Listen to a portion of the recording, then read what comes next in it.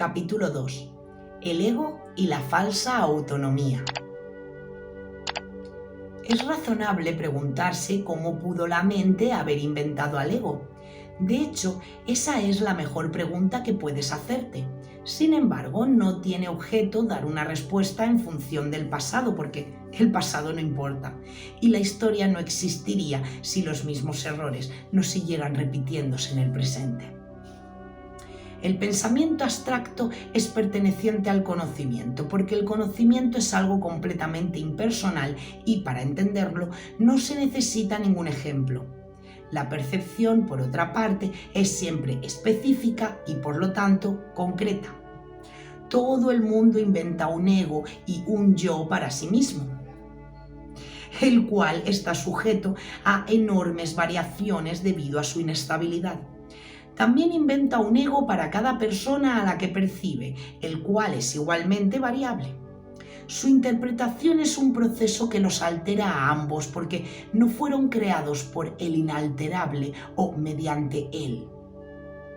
Es importante darse cuenta de que esta alteración ocurre con igual facilidad, tanto si la interpretación tiene lugar en la mente como si entraña proximidad física.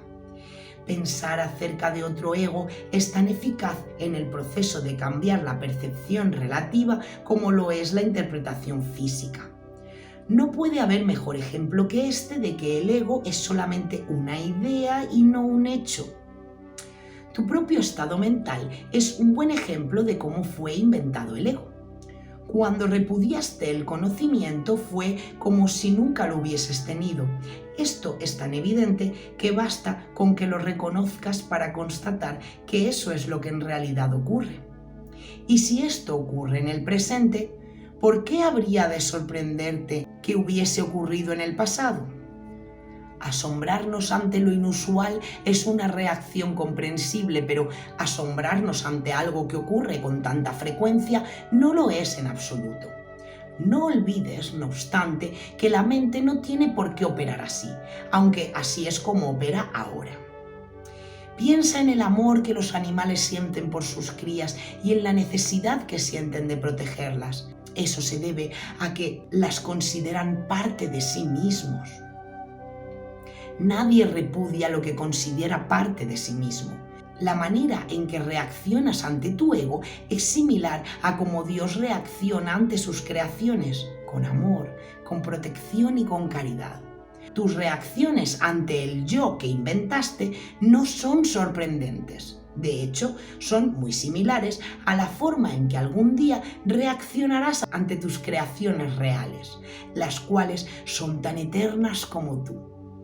No es cuestión, por lo tanto, de cómo reaccionas ante el ego, sino de lo que crees ser. Creer es una función del ego y, mientras tu origen sea sujeto a interpretaciones, lo seguirás viendo desde el punto de vista del ego. Cuando el aprendizaje deje de ser necesario, simplemente conocerás a Dios. La creencia de que hay otra forma de percibir es la idea más sublime de que es capaz el pensamiento del ego. Esto se debe a que dicha idea reconoce, aunque sea mínimamente, que el ego no es el ser. Socavar el sistema de pensamiento del ego no puede sino percibirse como un proceso doloroso, aunque no hay nada que esté más lejos de la verdad.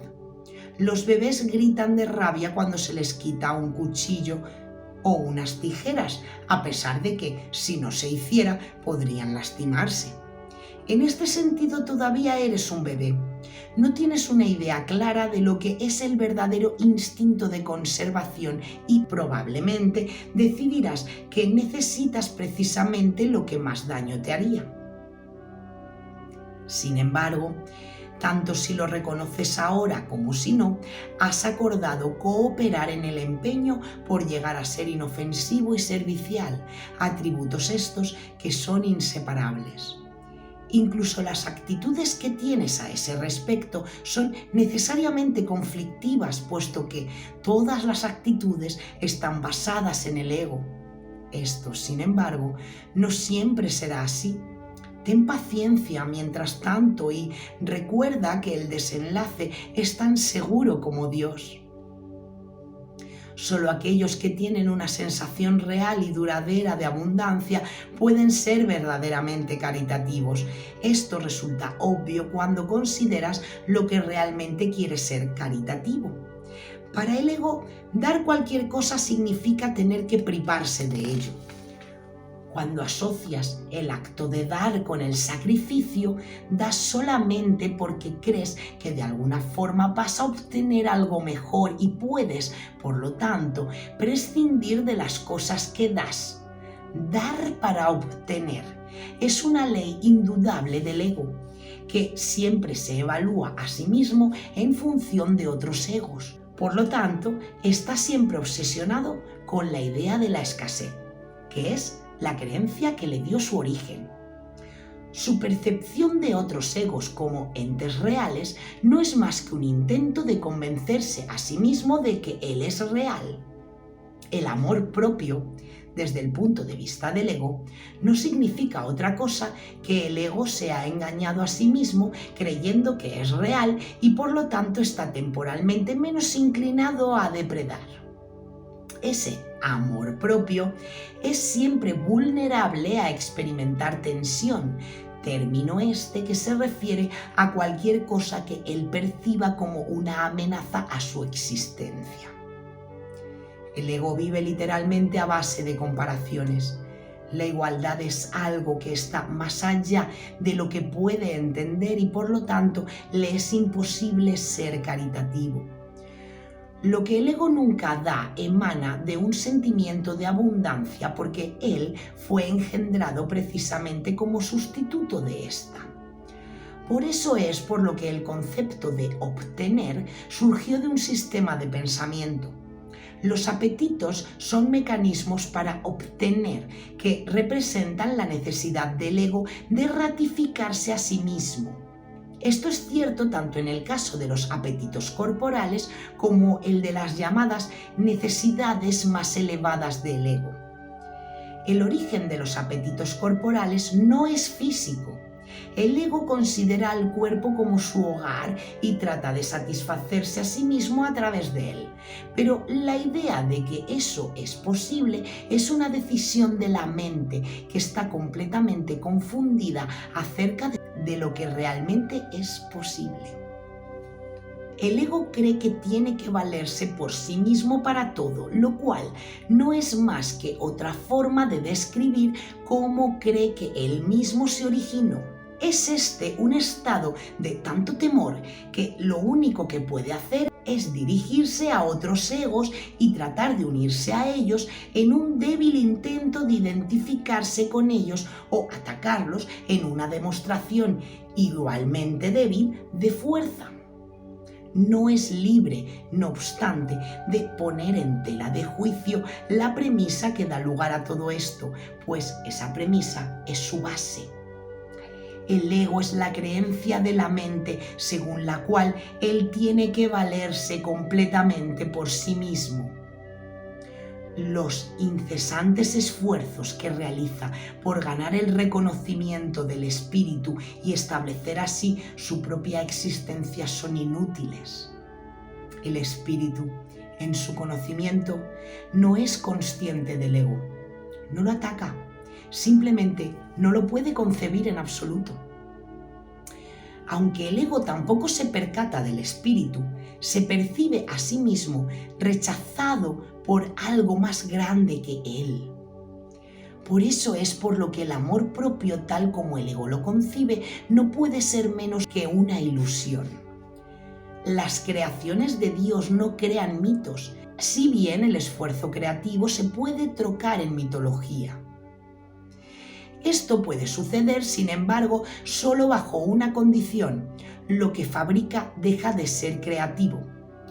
Los mitos pertenecen exclusivamente al ámbito de la percepción, y las formas que adoptan son tan ambiguas y de una naturaleza tan marcada por la dicotomía entre el bien y el mal, que ni siquiera el más benévolo de ellos está exento de connotaciones aterradoras.